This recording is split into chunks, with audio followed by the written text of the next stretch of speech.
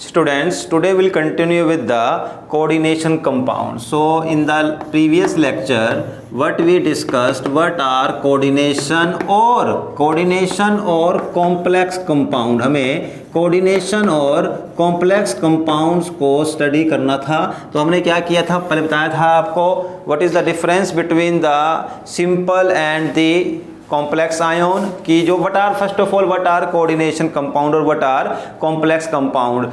Those compounds which provide complex ion they are known as complex compound. तो हमें पता है कि complex ion की पहचान क्या थी, जो उसकी ब्रैकेट. ठीक है, तो देखो अब इसके बाद हमें जो स्टडी करना है आज, यहाँ पर सबसे पहले कुछ एक बेसिक टर्म्स छोटी छोटी डेफिनेशंस हैं वो कर लेते हैं. जैसे एक आपके पास डेफिनेशन है कोऑर्डिनेशन एंटाइटी. कोऑर्डिनेशन एंटाइटी और एक इसी से ही मतलब इसी का ही सप्लीमेंट्री वर्ड है कोऑर्डिनेशन स्फीयर. ठीक है, कोऑर्डिनेशन स्फीयर. इन दो चीज़ों को हम आज हमें डिस्कस करना है सबसे पहले स्टार्टिंग में. अब देखो, ये अगर मैं कोई भी कॉम्प्लेक्स कंपाउंड बनाता हूँ, फॉर एग्जांपल ये बनाया मैंने chromium NH3 times 6 brackets close, और यहाँ पर मैंने ले लिया है Cl3 नेगेटिव. ठीक है, ये आपका एक कोऑर्डिनेशन कंपाउंड हो गया. अब अगर इसको वाटर में डिसॉल्व करोगे तो क्या हो जाएगा, ये क्या है काउंटर आयोन, ये बाहर चले जाएंगे, ये इससे अलग हो जाएंगे, और ये काउंटर आयोन तो सिंपल आयोन बना देगा, बट ये क्या प्रोड्यूस कर देगा, एक आपको कॉम्प्लेक्स आयोन. ठीक, अब जो ये कॉम्प्लेक्स आयोन बनेगा इस पर चार्ज क्या होगा, 3 positive. And this species it is known as coordination entity. What is coordination entity? Coordination entity means the complex ion or the ion which has a charge. The complex ion is known as coordination entity. In this coordination entity the counter ion is not present. तो जो counter ion के बिना होगा वो क्या होगा, coordination entity. लेकिन अगर आप इसमें counter ion भी जोड़ दो तो ये क्या हो जाएगा, कोऑर्डिनेशन स्फीयर. स्फीयर का मतलब पूरा complex compound with the coordination. ठीक है, with the counter ion also. तो इसका मतलब क्या हुआ, कोऑर्डिनेशन स्फीयर का मतलब क्या हो गया, कोऑर्डिनेशन स्फीयर का मतलब हो गया coordination entity plus counter ion. ठीक है ना, यहां बन सकता है क्वेश्चन आपका like this, coordination entity plus question mark is equal to the complex compound your coordination sphere. तो यहाँ क्या आ जाएगा, काउंटर आयोन. जब कोऑर्डिनेशन एंटाइटी में आपने काउंटर आयोन को जोड़ दिया तो उसे आप कोऑर्डिनेशन स्फीयर या कॉम्प्लेक्स कंपाउंड बोल सकते हो. ठीक है, तो एक छोटी सी डेफिनेशन है. जब complex ion is known as coordination entity and complex ion plus counter ion is known as coordination sphere. ठीक, बहुत ही सिंपल सी चीज़ थी ये. अब देखो, इसके बाद हमें थोड़ा सा लिगेंड की स्टडी करनी है, वो काफ़ी ज़रूरी है. देखो लास्ट टाइम हम कहाँ थे कि हमने डिस्कस किया था कि on the basis of the atoms how many atoms are there which can give its electron to the central metal. वहाँ पर क्या था, monodentate ligand, bidentate ligand and polydentate ligand. In the monodentate ligand only one atom was there which can donate electron. In the bidentate 2 atoms were there which can donate electron, and in the polydentate large number like EDTA. अब इसी चीज़ के basis पर आपको मैं थोड़ा यहाँ पे example देता हूँ. जैसे कि मैं यहाँ पर लिखता हूँ आपके पास Fe. ठीक, इसके बाद यहाँ पे लिख दिया Cl3 और यहाँ पर लिख दिया मैंने NH3 टाइम्स 3. ठीक, एक तो आपके पास ये कॉम्प्लेक्स आयोन हो गया, कॉम्प्लेक्स कंपाउंड. एक कॉम्प्लेक्स कंपाउंड आप लिख सकते हो CO F2 Cl2 and Br2, और एक यहाँ पर मैं लिख सकता हूँ Cr NH3 टाइम्स 6 एंड ये ब्रैकेट. अब इन तीनों में एक कॉम्प्लेक्स सबसे अलग है. A3 A B और C, इन तीनों में एक कॉम्प्लेक्स आयोन, एक कॉम्प्लेक्स कंपाउंड सबसे अलग है. वो अलग कौन सा है, वो ये वाला. इनमें अलग क्या, ये दोनों जैसे हैं, इन दोनों का नेचर एक जैसा है और ये अलग है। तो सुनो क्या डिफरेंस है, इसमें सभी के सभी लिगेंड एक जैसे हैं। सो वो कॉम्प्लेक्स कंपाउंड जिसमें सेम टाइप के ही लिगेंड्स हों उसे हम बोलते हैं होमोलैप्टिक कॉम्प्लेक्स कंपाउंड। होमोलैप्टिक, अब देखो हो सकता है डेफिनेशन आ जाए, बट यूजुअली मैक्सिमम क्या आती है एप्लीकेशन। आपको ऐसे मिक्सचर दिया हो, फिर पूछ ले इनमें से आपको डिफरेंशिएट कर देना है होमोलैप्टिक को और हेट्रोलैप्टिक को। तो जिनके पास सेम टाइप के लिगेंड्स हैं वो होमो, होमो का मतलब हमेशा सेम होता है, कहीं भी वर्ड होमो आ गया it means same. Because in this coordination compound all the ligands are of same type, these are known as homolaptic complex compound। and here one type ये, वन टाइप ये, वन टाइप ये, 3 type के ligands हैं। यहाँ एक type chloro है, एक amine है, अलग टाइप के हैं। तो ये आपके पास बनेंगे हेट्रोलैप्टिक कॉम्प्लेक्स कंपाउंड। तो हेट्रोलैप्टिक में अलग अलग आपके पास लिगेंड्स आएंगे, होमोलैप्टिक में आपके पास सेम टाइप के लिगेंड्स जाएंगे, ठीक। और इसी के बाद on the basis of ligand की बात करूंगा मैं अभी।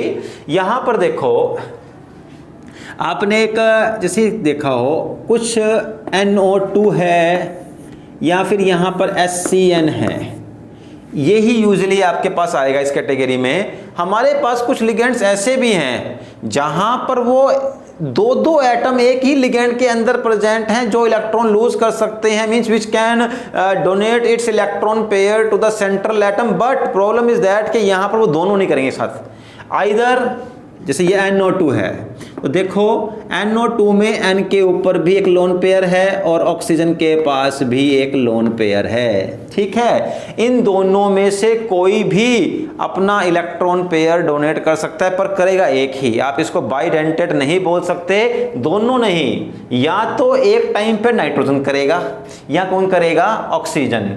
ऐसे ही आपके पास SCN में क्या है, सल्फर के पास भी लोन पेयर है और नाइट्रोजन के पास भी लोन पेयर है। तो इस लिगेंड में भी यहां से भी इलेक्ट्रॉन डोनेट हो सकता है सेंट्रल मेटल के पास, और यहां से भी इलेक्ट्रॉन डोनेट हो सकता है सेंट्रल मेटल के पास, ठीक है। अब इसमें से एक ही करेगा टाइम पर, या तो नाइट्रोजन करे या सल्फर करे, और इस टाइप के लिगेंड्स को हम बोल देते हैं, स्पेशल नाम दिया हुआ है एम्बीडेंटेड लिगेंड। इसको आपने मेमोराइज कर लेना। देखो कुछ चीज़ें हैं जो मैं कहता हूँ वो उनमें से ये है कि जो मेमोराइज करने के लिए है कि आपको NO2 और SCN को मेमोराइज कर लो, ये एम्बीडेंटेड है, स्पेशल कैटेगरी है एम्बीडेंटेड की, ठीक है। तो ambidentate are those ligand in which 2 or more than 2 atoms are present which can donate, they all will not donate, only one out of those 2 or 3 atom one will donate electron at one time, ठीक। इन्हें बोलते हैं हम एम्बीडेंटेड ligand. अब इसके बाद जो हमारे पास लास्ट, ऑल्दो ये देखो इसके बाद जो मुझे स्टार्ट करना है ना आपका पोर्शन, वो स्टार्ट करना है नोमेनक्लेचर। ये बहुत मतलब आप पहली बार करोगे कि कॉम्प्लेक्स कंपाउंड को कैसे लिखते हैं, कैसे उनके नेम को लिखते हैं, हम उसको याद नहीं कर सकते। जैसे कि कार्बन कंपाउंड्स के लिए एक कुछ रूल्स होते हैं, ऐसे ही इन कंपाउंड्स को, कॉम्प्लेक्स कंपाउंड के नेम के लिए कुछ रूल्स हैं। तो वहाँ पर ये चीज़ बहुत ज़्यादा यूज़फुल रहेगी। इसको अभी रख लो याद आप, NO2 और SCN रखो याद, ये आपको बाद में यूज़फुल रहेगा जब हम नोमेनक्लेचर करेंगे। वहाँ इसकी वजह से नेमिंग में फ़र्क आएगा। जब NO2 कंपाउंड के अंदर होगा तो 2 टाइप से नेमिंग बनेगी, वो वहीं देखेंगे हम। बट अभी के लिए बता रहा हूँ, मैं आपको बता रहा हूँ कि इसको आप रखो याद, आगे काम आने वाला है ये इसी चैप्टर में ही। और ये एम्बीडेंटेड लिगेंड कहेंगे जिसमें 2 or more than 2 atoms can donate electron, can donate, ठीक। अब इसके बाद हमारे पास बिफोर दिस नोमेनक्लेचर जो एक लास्ट टर्म बची हुई है, that is coordination number.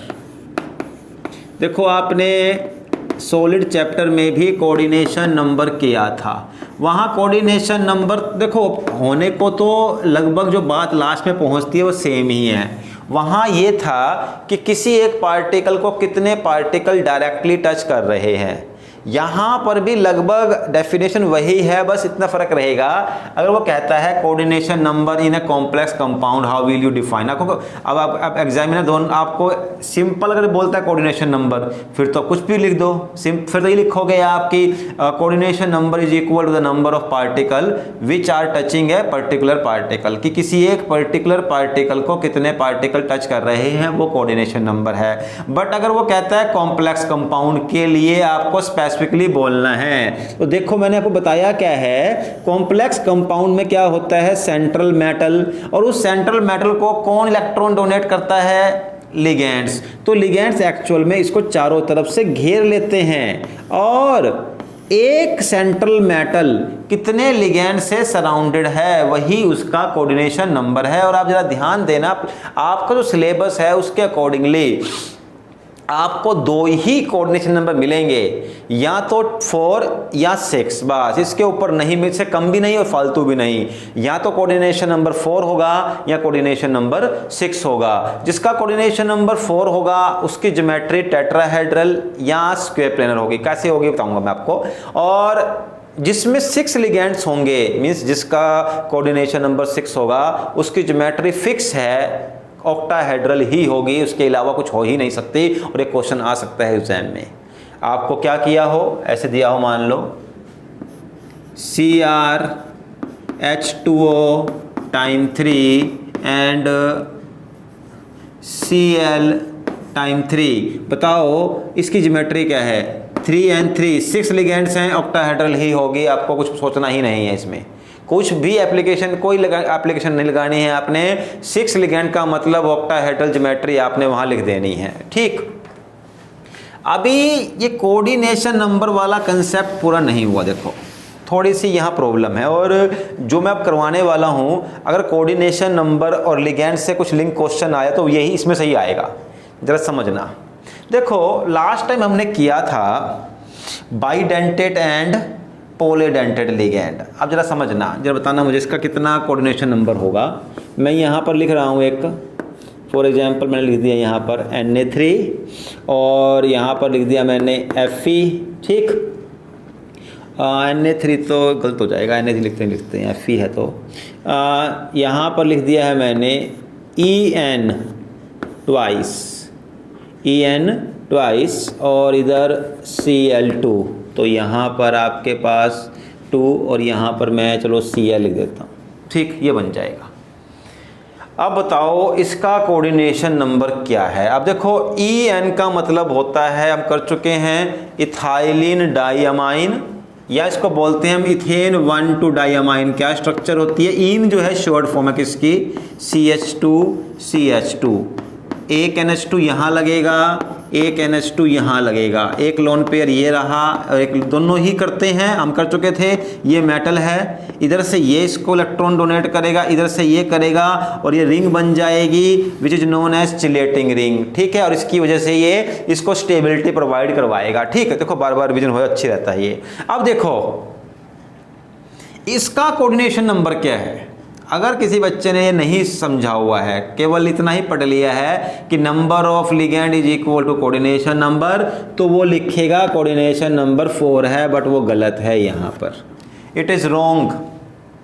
Like this, अगर मैं करता हूँ ऐसे Cr और यहाँ पर मैं लिखता हूँ OX टाइम्स 2 और यहाँ पर भी सेम Cl2 और Cl कर दूँ, तो यहाँ भी लिगेंड आपको 2 and 2 4 दिखा दे रहे हैं, और आप कहोगे कि कोऑर्डिनेशन नंबर 4 है, बट ये भी गलत है। यहाँ भी कोऑर्डिनेशन नंबर 4 नहीं है, और ये काउंटर आयन को कोऑर्डिनेशन नंबर में कभी काउंट नहीं करते, सोच रहे हो कि इसे काउंट नेवर। अगर यहाँ या ब्रैकेट से बाहर है, वो लिगेंड नहीं है, तो वो कोऑर्डिनेशन नंबर में भी काउंट नहीं होगा। तो फिर आप कहोगे कि गलती क्या है, कहाँ पे प्रॉब्लम आ रही है। तो प्रॉब्लम ये आ रही है एक्चुअल में, कोऑर्डिनेशन नंबर ठीक है, it is equal to the number of ligands, but only in that case if ligands are monodentate. अगर पॉलीडेंटेट या मोनोडेंटेट लिगेंड हैं, तो वो कितने इलेक्ट्रॉन लूज कर रहे हैं, कितने एटम इलेक्ट्रॉन लूज कर रहे हैं, उससे मल्टीप्लाई हो जाएगा। जैसे यहाँ EN में क्या है, 2 नाइट्रोजन हैं, तो इसका मतलब कितने EN है, 2। इसका मतलब यहाँ पर एक EN का कोऑर्डिनेशन नंबर 2 होगा, क्योंकि वहाँ 2 इलेक्ट्रॉन्स हैं, जो 2 एटम्स हैं जो कि लिगेंड की तरह वर्क कर रहे हैं। इसका मतलब 2 EN में 4 एटम्स होंगे जो अपने इलेक्ट्रॉन्स को डोनेट करेंगे। दैट्स वाई कोऑर्डिनेशन नंबर इसका अपना 4 हो गया और 2 ये हैं, it means coordination number is 6। ऐसे ही OX जो देखो, OX बना हुआ है आपका ऑक्सिलेटो आयन से। किसका बना हुआ है, ऑक्सिलेटो आयन। देखो ऑक्सैलिक एसिड क्या होता है, आपने शायद पढ़ा हो, ऑक्सैलिक एसिड क्या होगा, COOH, इन्हें जोड़ दो, 2 कार्बोक्सिलिक ग्रुप को आप इकट्ठा कर लो, क्या बन गया, ऑक्सैलिक एसिड, और ये अपने H पॉजिटिव लूज कर दें, इसे बोलते हैं ऑक्सलेट आयन।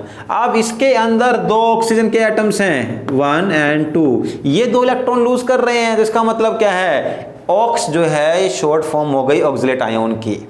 ये आपको आएगा, ये मैं ऐसे नहीं लिखवा रहा हूँ आपको, ये आगे नोमेनक्लेचर में यूज भी होगा, ठीक। तो अगर EN लिखा है या फिर EN की बजाय अगर पूरा फॉर्मूला दिया हुआ है तब भी बात वही जाएगी, NH2 CH2 CH2 NH2 times 2, तब भी 2 and 2 4 and 2 6 होगा कोऑर्डिनेशन नंबर। ऑक्सिलिक को ऐसे लिख सकते हैं, C2O4 2 नेगेटिव, C2O4 2 नेगेटिव, ये यहाँ पर भी 2 and 2 4 and 2 6, तो यहाँ भी कोऑर्डिनेशन नंबर 6 होगा। तो ध्यान ये रखना है कि बाइडेंटेड लिगेंड के जो इसमें होगा आप कोऑर्डिनेशन नंबर डबल कर दोगे। अगर ये केवल यहाँ पर इस तरीके से 3 दिया होता तो कोऑर्डिनेशन नंबर 6 हो जाता, और यहाँ पर भी अगर 3 दिया होता कोऑर्डिनेशन नंबर 6, ठीक। तो ये चीज़ें आ सकती हैं एग्जाम पॉइंट ऑफ व्यू से, बहुत ज़्यादा इंपॉर्टेंट है, सिंपल चीज़ें ही आएंगी, तो इनके ऊपर आपने फोकस करना है, ठीक। तो यहाँ पर हमारा बिफोर द नोमेनक्लेचर जितना भी एक आपका थ्योरेटिकल पोर्शन था वो ख़त्म हो गया, ठीक। अब इसके बाद देखो हमें आज इस टॉपिक के, इस चैप्टर के सबसे इंपॉर्टेंट टॉपिक पर आना है, very very important. It may be कि 3 मार्क्स इसी में से आ जाएं। और नोमेनक्लेचर देखो, चाहे वो ऑर्गेनिक केमिस्ट्री का हो या इस इनऑर्गेनिक केमिस्ट्री में, ये है हमेशा ही इम्पोर्टेंट होता है। और आप चैप्टर को उसके बिना कई बार कर भी नहीं पाते, और नहीं हो पाएगा, क्योंकि हो सकता है कोई डायरेक्टली नोमेनक्लेचर ना दे, बट नोमेनक्लेचर के बेसिस पे क्वेश्चन बना दे, कि कुछ ऐसे दे दे कि आपको अगर नोमेनक्लेचर आता है तभी आप इसको सोल्व कर पाओ। तो इसीलिए अब नोमेनक्लेचर पर हमें बहुत फोकस करना है बिल्कुल आसान, वैसे मुश्किल बिल्कुल नहीं है। अब थोड़ा ध्यान से देखोगे नोमेनक्लेचर को, और उसके रिगार्डिंग मैं आज और नेक्स्ट वीडियो भी नोमेनक्लेचर पर ही बनाऊंगा प्रैक्टिस के लिए, ठीक है। तो देखो नोमेनक्लेचर,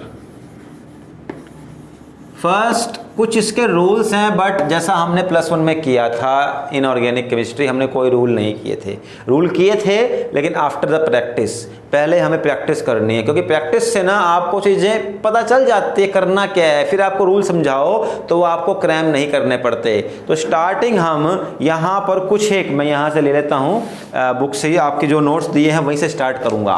तो कुछ स्टार्ट करता हूं मैं सबसे पहले, आज मैं केवल पहले प्रैक्टिस करवाऊंगा, फिर बाद में लास्ट में वीडियो में आपको दूंगा कि क्या आपको करना है before starting the next video, so that कि जब मैं करवाऊं वो आपको समझ आए। मैं एटलीस्ट ट्राई करूंगा कि 20 के आसपास आपको एग्जाम्पल करवा दूं, और आई होप कि उसमें से शायद आपको पेपर में आ भी जाए, ठीक। तो लेकिन आज थोड़ा सा करवाऊंगा मैं, उसके बाद कुछ आपको वक्त दूंगा, वो करना है आपको, सब वो नोट्स में मिला होगा, जस्ट एक बार आप देखोगे तो नेक्स्ट जो वीडियो बनेगी तो उसमें आपको प्रॉब्लम नहीं आएगी। अब देखो, जैसे सबसे पहला आपको कंपाउंड दिया हुआ है, मैं वही बताता हूँ, PT,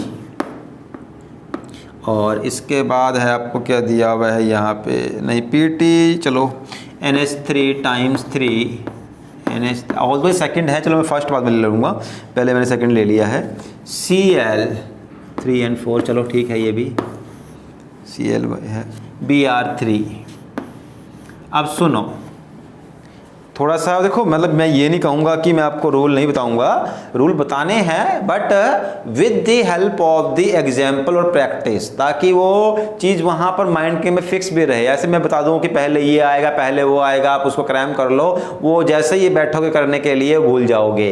तो सुनो करना कैसे है, अब रूल के साथ ही करना है। देखो रूल क्या कहता है कि सबसे पहले आपको लिगेंड्स को लिखना है। अगर देखो यहाँ ज़रा ध्यान रखना, यहाँ काउंटर आयोन बाद में आया हुआ है, तो इसका मतलब जो ये कॉम्प्लेक्स आयोन बनेगा कैसा बनेगा, पॉजिटिव कटायोनिक, ठीक। लेकिन अगर काउंटर आयन यहाँ आया होता तो काउंटर आयन होता पॉजिटिव, तब ये क्या होता, नेगेटिव, ठीक। अब मैं आपको पॉजिटिव वाले ही करवाऊंगा, क्योंकि नेगेटिव में थोड़ा सा और भी एक दो पॉइंट्स हैं वो बाद में लेंगे। पहले आज मैं आपको बस एक बेसिक स्टार्ट करवा देता हूँ। देखो जैसे हमने क्या किया था, ऑर्गेनिक केमिस्ट्री में भी OH के लिए हमने ओल लगाया, क्लोरीन के लिए क्लोरो लगाया, ब्रोमीन के लिए ब्रोमो लगाया, आयोडीन के लिए आयोडो लगाया, ठीक। अलग अलग नेम के लिए कुछ एक पर्टिकुलर वर्ड्स थे, लगभग कुछ पोर्शन मैच भी करता है। जैसे जरा समझना, ये देखो ब्रैकेट्स के अंदर सबसे पहले क्या आएगी, सेंट्रल मेटल। ब्रैकेट के अंदर सबसे पहले क्या आएगी, सेंट्रल मेटल। और सेंट्रल मेटल से लेकर के जब तक एंड नहीं होता वो क्या रहेंगे, लिगेंड्स। तो लिगेंड्स को कैसे लिखोगे जरा समझना। अगर अब मैं आपको लगभग सारे करवा दूंगा, आपको खुद पता चल जाएगा, अदरवाइज मैं नोट्स में दिया हुआ भी है, पूरी लिस्ट दी हुई है कैसे लिखोगे। NH3 को आप लिखोगे अमाइन, और ये AMM होगा, AMMINE, अमाइन। और अब देखो मैं जितना हो सकता है करवाता रहूँगा। क्लोरीन के लिए क्लोरो, ब्रोमीन के लिए ब्रोमो, आयोडीन के लिए आइडो, फ्लोरीन के लिए फ्लोरो, क्लोरो ब्रोमो आइडो फ्लोरो, ये वर्ड रख लो याद, कोई बड़े आपको आते भी हैं वैसे, ये क्लोरो ब्रोमो आइडो फ्लोरो। इस तरीके से आपको उनको नेमिंग देनी है। तो क्लोरीन के लिए क्लोरो, और ये आफ्टर दिस जो काउंटर आयन आएगा नेगेटिव वाला, उसको आइड की फॉर्म में या 8 की फॉर्म में चेंज करना। जैसे कि यहाँ पे ब्रोमीन है bromide, iodine iodide, chlorine chloride. अगर यहाँ होता SO4 तो सल्फेट, तो आइड या 8 की फॉर्म में, पता है आपको कि SO4 के लिए सल्फेट आएगा, NO3 के लिए नाइट्रेट आ जाएगा, ठीक। तो अब स्टार्ट करता हूँ मैं। देखो ठीक है, सेंट्रल मेटल पहले दी हुई है यहाँ, बट आप जब इसका नेम बनाओगे तो सबसे पहले लिखोगे आप लिगेंड्स का नेम। लिगेंड खत्म होने के बाद सेंट्रल मेटल आएगा, और लिगेंड में भी हमें अल्फ़ाबेटिकल ऑर्डर को फॉलो करना है। जैसे A पहले आएगा और उसके बाद B C D जो चलेगा आपका एक सीक्वेंस। अब देखो इसमें पहले ही बाय चांस आपका A आ गया, सबसे पहले लिखो A से। अब A में भी कितने हैं, ये 3, तो इसको लिखोगे आप ट्राई अमाइन। और इसमें देखो जरा ध्यान देना, वे रूल ये कहता है आपको सारा का सारा नेम बिल्कुल लिखना है कंटिन्यूटी में, उनके बीच में कोई स्पेस ना हो। ऑल्दो अगर राइटिंग बहुत ख़राब है तो उसका ध्यान रखना कि इसमें यह ना हो कि ऐसा लिख दो समझ ही ना आए, थोड़ा इसका ध्यान रखना। कर्सिव का उतना यूज़ करो जितने में कि समझ आ जाए, अदरवाइज आप सिंपल लैंग्वेज में लिख दो उसको। ट्राई अमाइन, इसके बाद ये क्या है Cl, तो इसमें जोड़ दो क्लोरो, ट्राई अमाइन क्लोरो। यहाँ आपके लिगेंड्स पूरे हो गए। अब क्या है Pt, तो Pt क्या होता है, प्लैटिनम, तो यहाँ लिख दो प्लैटिनम, प्लैटिनम। और उसके बाद यहाँ ब्रैकेट बना के छोड़ दो, अभी के लिए बताता हूँ क्या है ब्रैकेट, ये ब्रैकेट छोड़ दो अभी। और फिर इसके बाद क्या आया आपके पास Br। अब यह ध्यान रखना, काउंटर आयोन में चाहे वो 10 हो, चाहे 1 हो, चाहे 20 हो, चाहे 3 है 4 हैं, आपको ट्राई डाइप कुछ लिखना नहीं है। सिंपली आयोडीन है तो आयोडाइड, ब्रोमीन है तो ब्रोमाइड। अब इस ब्रैकेट के बाद सिंपली ब्रोमाइड लिखना है आपने, बस ब्रोमाइड। ये आपका नोमेनक्लेचर हो गया, लेकिन अभी कमी है, ये ब्रैकेट की मैंने बात नहीं की। देखो समझो इसमें क्या लिखूंगा मैं, इसमें लिखूंगा मैं ऑक्सीडेशन स्टेट ऑफ प्लैटिनम कि एक्चुअल में, देखो मेरी बात सुनो, ठीक है। मैं कह रहा हूँ कि कोऑर्डिनेशन कंपाउंड में क्या होता है कि सेंट्रल मेटल लिगेंड से इलेक्ट्रॉन्स को लेगा, एक्चुअल में देखो मैं आपको बाद में करवाऊंगा, ये वर्नर थ्योरी इसके बाद आएगी। वो वर्नर थ्योरी ने ये कहा था कि कॉम्प्लेक्स कंपाउंड में मेटल जो है वो दो टाइप की वैलेंसी शो करता है, एक होती है प्राइमरी वैलेंसी और एक होती है secondary valency.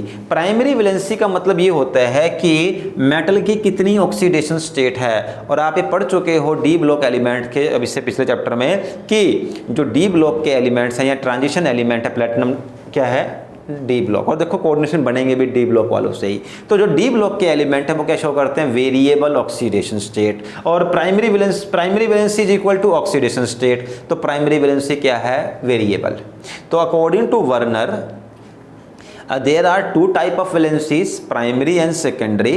Primary valency is variable and secondary valency is fixed and it is equal to the coordination number. Secondary valency coordination number के बराबर होगी।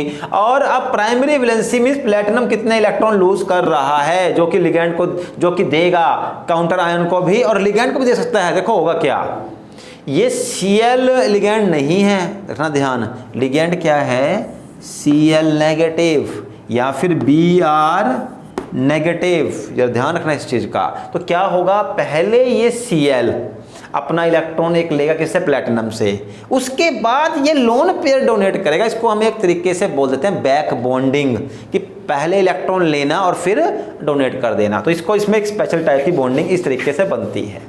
अब यहाँ पर हमें ये कैसे निकालना है, बहुत ज़रूरी नंबर है, ये गलत हो गया नंबर आपको 0 ही मिलेंगे, सब कुछ सही कर दोगे, लेकिन अगर ये नंबर किया तो गलत। ऑल्दो इसके बारे में आपको हिंट मिल जाता है, तो कैसे में हिंट मिलेगा आपको। फर्स्ट देखो, अब आपको जो पता होना चाहिए NH3 रखो याद, मैं आपको लगभग सारे करवा दूंगा जितने भी दिए हुए हैं एक बार तो, और बुक में लिखा नोट्स में लिखे हुए भी हैं। NH3 क्या है, न्यूट्रल। NH3 न्यूट्रल होता है, और कभी देखा ही नहीं आपने NH3 नेगेटिव नहीं, NH2 पॉजिटिव कभी नहीं होता। तो NH3 इज न्यूट्रल क्योंकि उसके पास अपने 8 इलेक्ट्रॉन पूरे हैं, ना लूज करना ना गेन करना, तो न्यूट्रल हो गया। Cl पता ही है हमको, एक इलेक्ट्रॉन लेगा, ये होगा मोनो अनायोनिक, मोनो अनायोनिक यानी कि इस पर होगा -1 चार्ज, ठीक, और Br के ऊपर भी होगा -1 चार्ज। अब कैसे निकालना है आपको, ये नंबर जो ब्रैकेट्स में दिया हुआ है मैं निकालता हूं। यहाँ आपको ऑक्सीडेशन स्टेट निकालनी है जो आपने सीखी हुई है +1 में भी, कैसे निकालते हैं देखो। निकालने किसकी है, प्लेटिनम की, तो लिख दो यहाँ प्लेटिनम प्लस NH3 की तो क्या है 0, जरूरत ही नहीं है, ना लिखो मर्जी है ना लिखो, क्योंकि न्यूट्रल है, oxidation state 0, no loss no gain. अब Cl प्लस -1 एक ही है × 1 प्लस Br, Br में क्या है -1, कितने Br है 3 इज इक्वल टू 0, क्योंकि इसके ऊपर कोई भी चार्ज नहीं है। आप देख लो, निकाल लो कितनी आ गई 1, ठीक है, -1, और यहां पर क्या है 3, कुल मिलाकर के ऑक्सीडेशन स्टेट कितनी हो गई यहाँ पर 4, और आप इसको लिखोगे रोमन नंबर में, रोमन नंबर, ये 4 हो गई, 1 and 3 -1 -3 इज इक्वल टू वहाँ जाकर के +4 हो जाएगी। तो ऐसे हमें इसकी ऑक्सीडेशन स्टेट निकालनी है। अभी मैं 2-4 एग्जांपल और करवाता हूँ, उसके बाद आपको थोड़ा वक्त दूंगा मैं नेक्स्ट वीडियो के लिए, ठीक। अच्छा, अब इसी के बाद जैसे मैं खुद ही खुले लेता हूँ, आपके पास मान लो ये दिया हुआ है CrH2O ×3, और इसके बाद चलो मैं फिर NH3 ले लेता हूँ, NH3 ×3, एंड यहाँ पर दिया हुआ है आपके पास Cl3, ठीक। अब वही रूल फॉलो करना है, सबसे पहले लिगेंड्स के नेम लिखने हैं। अब देखो ये पता चल, अब मैं यही करवाऊंगा आपको, मैक्सिमम जितने भी लिगेंड्स हैं मैं हर अलग अलग एग्जाम्पल में अलग अलग लिगेंड को सिलेक्ट करने की ट्राई करूंगा, ठीक है। तो NH3 को कैसे लिखेंगे, अमाइन, AMMINE, अमाइन। वाटर को लिखेंगे एक्वा, AQUA, जरा ध्यान रखना, एक्वा, एक्वागार्ड होता है एक्वा, वाटर के लिए वैसे भी एक्वा वर्ड होता है यूज, एक्वा, बस। अब जरा समझना कैसे लिखेंगे, देखो अब यहाँ देखो, ये भी ए से, ये भी ए से, तो पहला वर्ड तो कॉमन हो गया, पहला अल्फ़ाबेट कॉमन हो गया, तो अब आपको सेकंड में जाना पड़ेगा। तो एम पहले आता है तो आप यहाँ पे लिखोगे पहले ट्राई अमाइन, ठीक है, क्योंकि क्यू पहले आएगा आपके पास, सॉरी पहले क्यू आएगा, मैं गलत बोल दिया यहाँ पे क्यू, तो एक्वा पहले आएगा, ठीक है, हाँ सॉरी एम ही पहले आएगा, मैं यहाँ गड़बड़ कर दी है, एम पहले आएगा, तो ABCD दोबारा सीखनी पड़ेगी। तो एम पहले आएगा, MNOPQ, ठीक है, तो एम पहले आ रहा है तो सब लेंगे पहले आप, तो ABC की क्लास लगवानी ही पड़ेगी भाई। ट्राई अमाइन, ट्राई अमाइन, इसके बाद देखो यहाँ पर भी 3 हैं, try aqua, try amine, try aqua, खत्म। आगे Cr है तो क्रोमियम, क्रोमियम ब्रैकेट लगा दो ऑक्सीडेशन के लिए, बाद में जाएंगे इसके ऊपर। Cl है तो ओनली क्लोराइड, क्योंकि लिगेंड में हम नहीं लिखेंगे by di tri, only chloride. अब हमें निकालनी है इसकी ऑक्सीडेशन स्टेट, कैसे निकालेंगे? देखो वाटर भी न्यूट्रल होता है, अभी नो वाटर की भी कोई चार्ज नहीं, NH3 भी न्यूट्रल है, कोई चार्ज नहीं। अब कितने क्लोरीन है? 3। अब पता है हमें, बड़ा आसान है, मैं बार बार रूल फॉलो करूँ, ठीक है आप कर लेना, बट एक क्लोरीन लेगा 1 इलेक्ट्रॉन, 3 क्लोरीन को कितने इलेक्ट्रॉन की जरूरत है? 3। वो कौन देगा? Central metal. तो इसका मतलब यहाँ ऑक्सीडेशन स्टेट कितनी हो गई? 3, ठीक है। तो चलो मैं अब इसका आज का लास्ट आपको प्रैक्टिस करवाता हूँ, उसके बाद थोड़ा सा आपको बताऊँगा, गाइड करूँगा कि कैसे आपको नेक्स्ट वीडियो के लिए प्रिपेयर करना है, ताकि जब मैं प्रैक्टिस करवाऊँ तो आपको समझ आ जाए, क्योंकि वो समझ आने ज़रूरी है, ठीक है। देखो मैं एक और ले लेता हूँ यहाँ पर, जैसे Ni, ठीक है, Cn टाइम्स 3 और उसके बाद H2O टाइम्स 3 और यहाँ पर ले लिया मैंने Br, ठीक। अब ज़रा ध्यान देना कैसे करेंगे इसको। फर्स्ट ऑफ ऑल अब देखो पता लग गया आपको, वाटर के लिए तो एक्वा का यूज़ करते हैं AQUA, बट ये Cn के लिए हम यहाँ लगाएंगे साइनो, CYANO, साइनो। और मैं आपको जो वर्क दूंगा वो यही दूंगा कि क्या क्या लगाना है आपने, साइनो एक्वा कैसे, वो दिया हुआ नोट्स में, वही आपको एक बार याद करना है, क्योंकि ये याद करना ही पड़ेगा आपको, बाकी सब लॉजिकल है बट ये रखना पड़ेगा याद। तो Cn के लिए साइनो, वाटर के लिए एक्वा, तो वही रूल, पहले लिगेंड्स, पहले क्या आया यहाँ पे A, तो tri aqua, tri aqua, tri cyano, CYANO, tri cyano. अब क्या आया यहाँ पर? निकल, NiCKEl ब्रैकेट्स एंड Br लिखा हुआ है तो ब्रोमाइड, ब्रोमाइड, ठीक। अब देखो Cn जो है ना, इसको हम ऐसे लिखते हैं Cn नेगेटिव, इसके ऊपर भी -1 चार्ज होता है, आपको ये याद करना है बस, Cn के ऊपर -1 चार्ज। तो यहाँ पर आपके पास 1 -1 यानी इलेक्ट्रॉन एक लेगा, कितने? 3 इलेक्ट्रॉन, एक लिया ब्रोमीन ने, ऑक्सीडेशन स्टेट हो गई आपकी 4, ठीक। तो अब सुनो जरा, आप करना क्या है आपको, फटाफट बताता हूँ आपको मैं। देखो आपके पास नोट्स में ना, आप आई थिंक पेज नंबर 3 ही है ये, यहाँ पर ना इससे 4th पेज पे, अब 3rd वाला मैं कल करवाता हूँ, 4th पेज पे दिया हुआ है आयोडीन के लिए आइडो, I नेगेटिव मीन्स 1 चार्ज है नेगेटिव, Br के लिए Br नेगेटिव 1 चार्ज है, S2 को छोड़ देना, ये नहीं आएगा, S2 वाला छोड़ देना, S के चार्ज की दिक्कत नहीं आएगी, SCN -1 charge, Cl -1 charge, NO3 negative -1 charge, fluoride के लिए -1 charge, OH minus, OH negative होता है, इसको हम हाइड्रोक्सो से यूज करेंगे, ठीक है, हाइड्रोक्सो, तो -1 चार्ज। ऑक्सीलेटो, तो ये तो मैंने आपको अभी, ऑक्सीलेटो का मतलब था C2O4 2 नेगेटिव, यही देखो केवल ना यहाँ पर बहुत लिमिटेड से हैं जिनके ऊपर 2 नेगेटिव चार्ज है, ज़्यादातर या तो न्यूट्रल है, जैसे वाटर, अमोनिया, ये न्यूट्रल हो गए, मैक्सिमम के पास -1 चार्ज है। अब जो बाई अनाइनिक है, जिनके पास 2 चार्ज हैं, उसमें आपके पास यूजुअली ऑक्सीलेटो ही आएगा, ऑक्सीलेटो C2O4 2 नेगेटिव, इसी के ऊपर आप यही एक ऐसा लिगेंड है जिसके ऊपर 2 नेगेटिव चार्ज आएगा। ठीक, इसको हम लिखेंगे ऑक्सिलेटो। अब NO3 नाइट्रेट, फिर नाइट्रेटो, ठीक है, नाइट्रेटो बोलेंगे इसको हम, NO3 negative -1 charge. NO2 negative भी होता है, उसको नाइट्राइटो बोलेंगे। तो NO3 के लिए नाइट्रेटो, NO2 के लिए नाइट्राइटो -1 चार्ज। ठीक, अमोनिया क्या है, उसको लिखेंगे अमाइन से, वो न्यूट्रल हो गया। अब इथाइलिन डाइअमाइन के लिए आपको वर्ड यूज करना है EN, ठीक, और CN के लिए साइनो, और CO क्या है, न्यूट्रल होगा, इसके लिए आपको वर्ड यूज करना पड़ेगा कार्बोनिल। ठीक है, कार्बोनिल। तो ये चीजें आप एक बार कर लेना। तो कल नेक्स्ट वीडियो में मैं आपको पूरी जितनी भी और भी चीजें बची हुई है कुछ एक, वो जो भी एक्सेप्शंस हैं या कुछ प्रॉब्लम्स आएंगी ऑक्सीडेशन स्टेट निकालने में, वो मैं कल वहां पे आपको नेक्स्ट वीडियो में इसकी पूरी प्रैक्टिस करवा दूंगा। ठीक है, okay, thank you for this video.